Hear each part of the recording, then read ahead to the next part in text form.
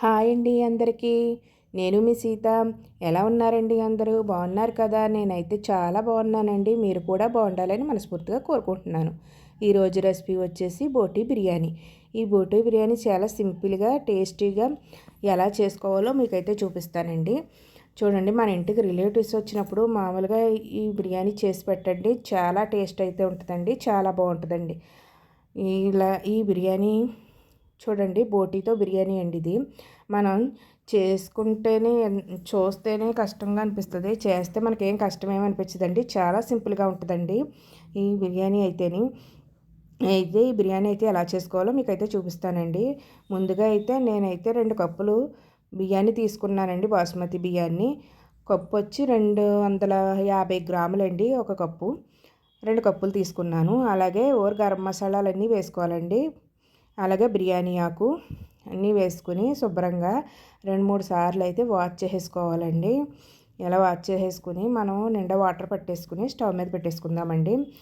ఇప్పుడు ఇదైతే మనం అయితే కుక్కర్లో అయితే గిన్నెన్నర వాటర్ వేసుకుంటే సరిపోద్దండి.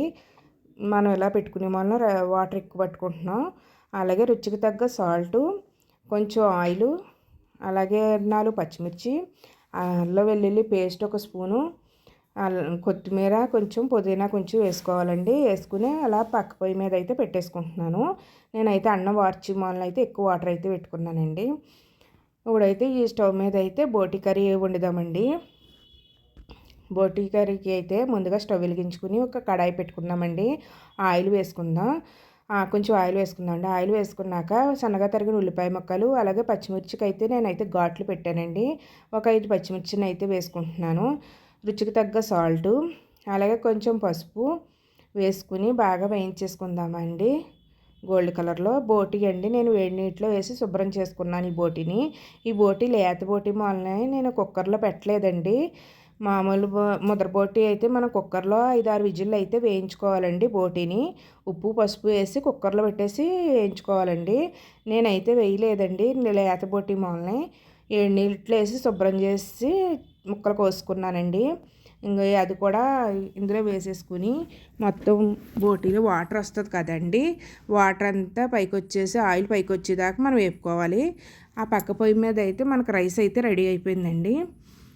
దాన్ని అయితే వాష్ చేసుకుందాం. ఇప్పుడైతే అల్లం వెల్లుల్లి పేస్ట్ అండి 1 స్పూన్ వేసుకుంటున్నాను. అది కూడా పచ్చివాసన పోయేదాకా వేయించేసుకుందామండి. ఇలా ఇప్పుడైతే 1 స్పూన్ ధనియాల పొడి, 1 స్పూన్ బిర్యానీ మసాలా, మనకి 1 స్పూన్ కారం అండి. మనం కారం తింటాన్ని బట్టి అయితే వేసుకోవచ్చు. నేనైతే 1 స్పూన్ వేసుకుంటున్నానండి. బాగా వేయించేసుకోవాలండి. ఇవి కూడా వేయించేసుకున్న తర్వాత కొంచెం వాటర్ వేసుకుందామండి. వాటర్ వేసుకుని వాటర్ అంతా మనకు మరిగి ఆయిల్ అంతా పైకి వచ్చేదాకా మూత పెట్టేసి మగ్గించేసుకుందామండి. మయంగా ఒకసారి తీసుకుని నేనైతే టమాటా ముక్కలను అయితే ఇప్పుడు అయితే వేస్తున్నానండి. అంటే ముందే వేసేస్తే మొత్తం అంతా పేస్ట్ అయిపోతాయి కదా. ఇలా వేసుకోవటం వల్ల కొంచెం టమాటా ముక్కలు అయితే కనబడతా ఉంటాయండి బిర్యానీలో. ఇలా మూత పెట్టేసి మగ్గించేసుకుందామండి. చూడండి, ఇలా అయితే మగ్గిపోయింది. ఆయిల్ అంతా పైకి వచ్చేసింది కదా. ఇప్పుడైతే దీనిది పక్క పొయ్యి మీద పెట్టేసుకుని మనం ఈ స్టవ్ వెలిగించుకుని ఒక గిన్నె పెట్టుకుందామండి బిర్యానీకి. ఇప్పుడైతే మన బోటి కర్రీ ఉడికింది కదండి. ఆ కర్రీని అయితే కొంచెం ముందు లేయర్ కింద వేసుకుందాం. తర్వాత అయితే ఉడకబెట్టుకున్న రైస్ని కూడా వేసుకుందామండి ఒక లేయరు. అలాగే కొత్తిమీర పుదీనా కూడా వేసేసుకుందామండి. ఒక లేయర్ కింద వేసుకుందాం. నేను ఉల్లిపాయ ముక్కల్ని పొడవు సిరుకుల కింద కోసి డ్రీప్ ఫ్రై చేశానండి. బ్రౌన్ ఆనియన్ కింద చేసుకున్నాను. అవి కూడా వేసుకుందాం. అలాగే అవి కూడా వేసేసుకున్న తర్వాత కొంచెం బోటి కర్రీ వేసుకుందామండి. అలా లేయర్లుగా మనకి ఎన్ని లేయర్లు అయితే వస్తాయో అన్ని లేయర్లు ఇలా వేసేసుకోవాలండి. లాస్ట్లో అయితే కొత్తిమీర పుదీనా వేసేసుకున్నాం కదా. ఇప్పుడు ఫుడ్ కలర్ అండి, అది రెడ్ కలర్ అయితే వేస్తున్నాను. ఈ కలర్ అయితే ఆప్షనల్ అండి, మనకు నచ్చితే వేసుకోవచ్చు లేకపోతే లేదు. చూడండి, ఇలా అయితే మూత పెట్టేసి మనం రైస్నండి 90% ఉడకబెట్టేసుకోవాలండి. ఆ 10% అయితే ఈ గిన్నెలో అయితే మనకి ఆవిరి పైకి రాకుండా మగ్గించుకోవాలండి.